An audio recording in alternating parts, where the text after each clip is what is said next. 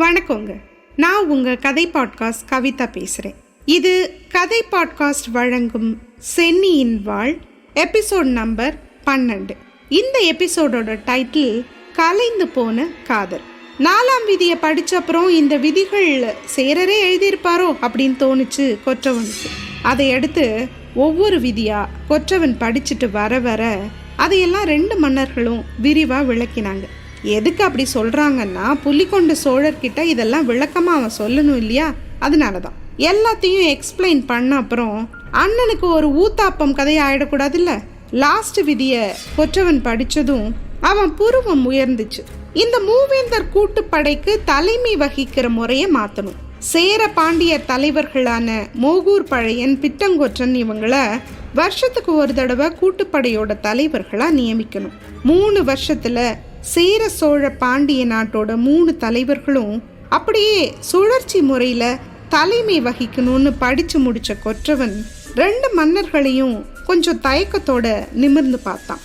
ரொம்ப தயங்கி, பெருமக்களே, இந்த விதி இத சோழர்னு கொற்றவன் முடிக்கிறதுக்கு முன்னாடி சேரர் பேச்சை இடவிட்டினாரு. இது ரொம்ப முக்கியமான விதி. இதை இளம்பெரும் சென்னி கட்டாயம் ஏத்துக்கணும். சோழ படைத்தலைவர் தித்த தலைமையிலேயே மொத்த கூட்டுப்படையும் இயங்குறது எங்க தலைவர்களோட மதிப்பை குறைக்கிறது மாதிரி இருக்கு. பிட்டங்கொற்றரும் சரி, பழையரும் சரி, எந்த விதத்திலையும் குறைஞ்சவங்க இல்லை. போர் வன்மையும் படை நடத்துற திறமையும் உள்ளவங்க. இனியும் தித்தரோட தலைமையை ஏத்துக்க வேண்டிய அவசியம் இல்லை எங்களுக்குன்னாரு சேர மன்னர். பாண்டிய மன்னரும் சேரரோட பேச்சை ஆமோதிக்கிற மாதிரி தலையாட்டினாரு. அதுக்கப்புறம் கொற்றவனுக்கு என்ன சொல்றதுன்னு புரியல. இளவரசி அங்கேற்கண்ணி இந்த விதியை ஏற்ற விடாம தடுத்துருவா அப்படின்னு நிம்மதியா இருந்தவனுக்கு அப்ப ரொம்ப கனமான பாரம் தலைமையில ஏறி உட்கார்ந்தது மாதிரி இருந்தது. அப்புறம் வேற வழியே இல்லாம உங்க செய்தியை அவசியம் சொல்றேன்னு ஓலையை அடைச்சு மடலை சுருட்டினான். சுருட்டி முடிச்சதும் மேஜையில ஒரு கிண்ணத்துல இருந்த ஒரு அரிய வகை மரப்பசையை எடுத்து மடலை திறக்கிற இடத்துல ஊத்துனான். அந்த பசைய அரசர்கள் மட்டும்தான் பயன்படுத்துவாங்க. விலை ரொம்ப ஜாஸ்தி. முன்னாடியே அதை சூடு பண்ணி தண்ணியாக வச்சுருந்தாங்க. நம்ம வேக்ஸ் யூஸ் பண்ணுவோம் இல்லையா, அது மாதிரின்னு வச்சுக்கோங்களேன். மடல் மேலே அதை ஊற்றுனதும் காய ஆரம்பிச்சது. அது காஞ்சு போகிறதுக்கு முன்னாடி மேஜையில் இருந்த மூவேந்தர்களோட இன்னும் வேளிர்களோட சின்னம் உள்ள முத்திரையை எடுத்து அது மேலே பதிச்சான் கொற்றவன். அப்புறம் பணிவோடு நின்று இதை சோழ மன்னர்களோட கைகளில் ஒப்படைப்பேன்னு உறுதிமொழி தர்றேன். இந்த 2 மன்னர்களோட நட்பை சோழம் எப்பவுமே ஆற தழுவும்னு சொன்னான் கொற்றவன். கொற்றவன் சொன்னதுக்கு தலையசைச்ச பாண்டிய மன்னர், எப்போ கிளம்ப போறீங்க அப்படின்னு கேட்டாரு. விடிஞ்சதும் பயணத்தை ஆரம்பிக்க போறேன் அரசே, உங்க 2 பேரோட உத்தரவும் வேணும் அப்படின்னா. அப்போ சேர மன்னர் சம்பந்தமே இல்லாம, நீ அரச குலத்தை சேர்ந்தவனா கொற்றவா அப்படின்னு கேட்டாரு.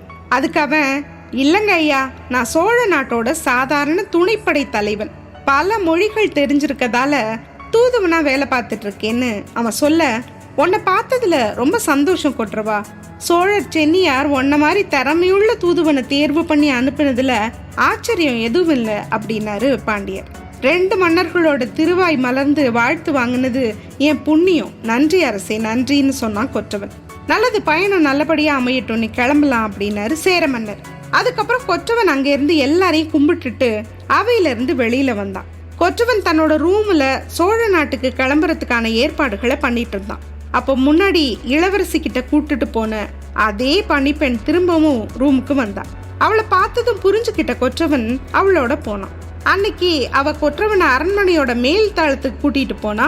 படியில ஏறி போகும் 2 பேருக்கும் எதிர்த்தாப்புல கண்ணை கூசுற வெளிச்சம் ஒண்ணு தெரிஞ்சது. அந்த வெளிச்சத்துல தேவதை மாதிரி தடுப்பு சுவர்ல ஒரு கையை ஊனுனபடி நின்றுட்டு இருந்தா பாண்டிய இளவரசி அங்கேற்கண்ணி. கொற்றவனை பார்த்ததுமே அவளுக்குள்ள கோவம், நாணம், குமுறல், ஏமாத்தம் இப்படி எல்லாம் ஒன்று சேர்ந்து நின்றுச்சு. இருந்தாலும் எல்லாத்தையும் மறைச்சிட்டு ஏதோ வீராங்கனை மாதிரி பொய் தோரணைய முகத்திலையும் உடம்புலையும் சூடிக்கிட்டா அவ. அன்னைக்கு ராத்திரி கொற்றவனையும் பிறையையும் ஒன்னா பார்த்ததுல இருந்து அவளாவே இல்லை. பத்தாததுக்கு அன்னைக்கு பிறை அந்த புறத்துல உள்ள பொண்ணுங்களை எல்லாம் கூட்டி உட்கார வச்சு நேத்து ராத்திரி கொற்றவனோட காதல் லீல செஞ்சதா இவ காது படவே சொல்லியிருந்தா. அதோட இல்லாம யாழி சங்கிலிய உடைச்சும் தம்மேல விருப்பம்லாம் இல்ல, மரியாதை மட்டும்தான் இருக்குன்னு சொல்லி தன்னை நிராகரிச்சுட்டான் அப்படிங்கிற ஆதங்கமும் அவளுக்கு அதிகமா இருந்தது. இனி திரும்பவும் கொற்றவனை பார்க்கவே கூடாது அப்படின்னு முடிவெடுத்திருந்தா அவ. ஆனா அவன் இப்ப சோழ நாட்டுக்கு கிளம்ப இருந்த தகவல் கிடைச்சதும் ஒரு தடவையாவது பார்த்து பேசிடணும் அப்படின்னு நினைச்சா. அதான் கூப்பிட்டா. கொற்றவன் வந்து அவகிட்ட ஒரு வணக்கம் சொன்னான். ஒண்ணுமே தெரியாம வந்து மாற்றியேப்பா, உன் தலைவிதிய யாரால மாத்த முடியும்னு நமக்கு தெரியுது. சரி, என்ன நடக்குதுன்னு பார்க்கலாம். அவ அவனை சிரமப்பட்டு நிமிந்து பார்த்தா. அப்புறம் வேற பக்கம் பார்த்து, என்ன மன்னிச்சிடுங்க சோழ தூதரே அப்படின்னா. தேவி அப்படின்னு பதறிட்டான் கொற்றவன். கொடுத்த வாக்க என்னால காப்பாத்த முடியல, ரூல்ஸ் எல்லாம் பாத்தீங்களா அப்படின்னு கேட்டான். கொற்றவன் சோகத்தோட தலையாட்டினான். அந்த லாஸ்ட் விதியை சேர்க்காதீங்கன்னு அப்பா கிட்ட எவ்வளவோ போராடினேன், எவ்வளவோ காரணங்கள் சொன்னேன். சோழர் தலைமை தான் நமக்கு நல்லது, அவங்க நாடும் துறைமுகங்களும் பக்கத்திலேயே இருக்கு, அப்படி இப்படின்னு என்னென்னவோ சொன்னேன். அப்பா என்ன ஆச்சரியமா பார்த்தாரு. ஏன்னு கேட்டாரு. மோகூர் பழையர், பிட்டங்கொற்றர் இவங்க திறமையெல்லாம் குறைச்சு மதிப்பிடாத அப்படின்னாரு. நான் நம்மளை இது ஒற்றுமையா வைக்காது அப்படின்னு சொன்னேன். அப்பா என்கிட்ட நியாயத்தை எடுத்து சொன்னாரு. அது எல்லாமே நியாயமானது தான், இருந்தாலும் உங்களுக்காக அப்படின்னு சொல்லும்போது அவன் கண்ணோட கண் பார்த்தா அங்கே இருக்கண்ணி. முயற்சி பண்ணி பார்த்தேன் அப்படின்னு சொல்லிட்டு அவன் கண்ணை விட்டு தன் கண்ணை விளக்கிட்டான். சேர மன்னரும் இதுக்கு காது கொடுக்கல. அதனால என்னன்னு அவ மன்னிப்பு கேட்கறதுக்கு முன்னாடி, வேணாம் தேவி, அந்த சொல்ல கூட சொல்லாதீங்க. எனக்காக நீங்க இவ்வளோ பண்ணதே பெருசு. முன்னாடி பின்னாடி தெரியாத ஒருத்தனோட கோரிக்கைக்கு அப்பா கிட்ட பரிந்து பேசுற மனசு யாருக்கு வரும் அப்படின்னா கொற்றவன். இதை கேட்டதும் அவனை அடிக்கிற மாதிரி பார்த்தா அங்கே இருக்கண்ணி. ஆனா அதே பார்வையோட நன்றி அப்படின்னா எதுக்குன்னு புரியாம பார்த்தான் கொற்றவன். அந்த சேர நாட்டு ஏமாத்துக்கார மனுஷக்கிட்ட இருந்து என்னை காப்பாத்தினதுக்கு சுயம்பரத்த அப்பாவே இவ்வளோ தகிடு திட்டம் பண்றவரு நாளைக்கு என்ன கல்யாணம் பண்ண பின்னாடி எதை வேணாலும் செய்வாரு. சரியான நேரத்துல நீங்க அவரை காட்டி கொடுத்ததுக்கு நன்றி. அவன் உங்க மேல சொன்ன குற்றச்சாட்டை உடைக்க யாழிச்சங்கிலிய தகர்த்து என்னை நிராகரிச்சதுக்கு நன்றி. எல்லாத்தையும் புரிய வச்சதுக்கு நன்றினா அவ. வெறுப்பெல்லாம் வார்த்தையில வச்சாலோ இத்தனையும் அவளா பேசினா இல்ல, அவ மனசுக்குள்ள இருந்த ஆதங்க பேச வச்சுது. அவ மனசு கொதிச்சுது. அவ பார்வையை தாக்கு பிடிக்க முடியாத கொற்றவன் தரைய பார்த்து தலைய சொரிஞ்சிட்டு, அது ஆமா தேவி, ஏதேதோ நடந்துருச்சு, எனக்கு வேற வழி தெரியல. வேணும்னா நேர்மையா சங்கிலிய உடைச்சு உங்களை கல்யாணம் பண்ணியிருப்பேன்.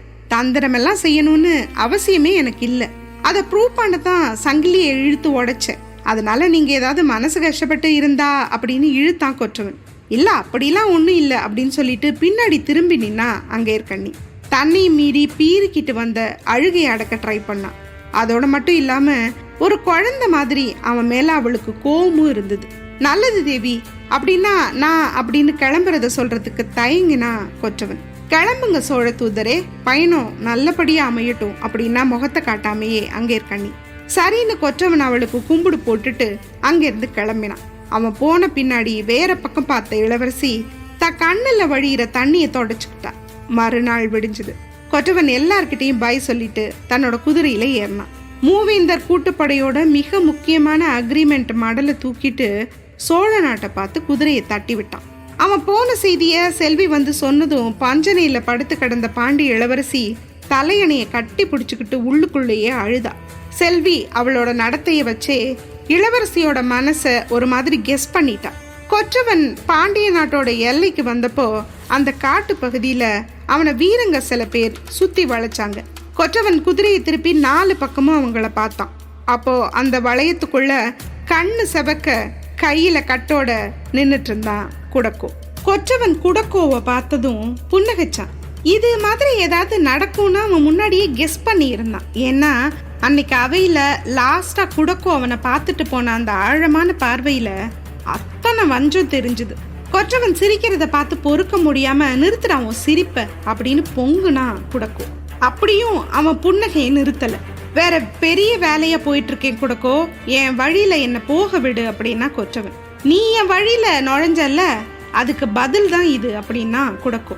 அது குறுக்கு பாதை குடக்கோ, அதை தான் உனக்கு புரிய வச்சேன் அப்படின்னா இவன். நிறுத்துடா உன் அறிவுரைய.